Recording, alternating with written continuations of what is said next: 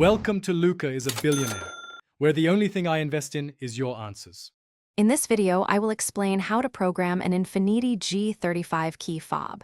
Start by sitting in the driver's seat with all doors closed and the spare key removed.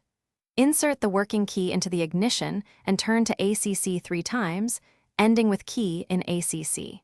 Press any button on the new key fob and wait for horn or locks to confirm programming. Test all functions before finishing. I'll walk you through required items and setup steps for Infiniti G35 fob programming. Gather the working key, the new key fob, and any valet keys before starting. Ensure the car battery is charged and doors remain closed during the process to avoid interruptions.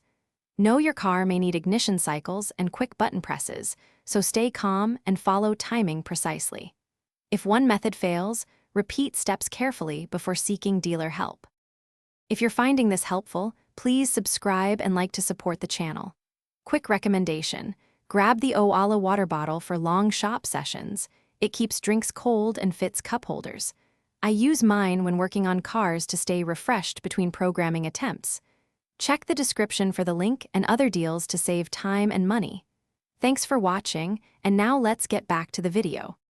Now I will show the step-by-step programming procedure and basic troubleshooting tips for the Infiniti G35 fob. Cycle the ignition and press the lock button on the new fob when prompted, watching for locks or horn feedback. If programming fails, replace the battery, re-attempt timing, and try from a different seat position. Persistent failure may require professional diagnostic tools or dealer programming to securely synchronize the transponder chip. Thanks for watching and please subscribe. It's the best investment you'll ever make.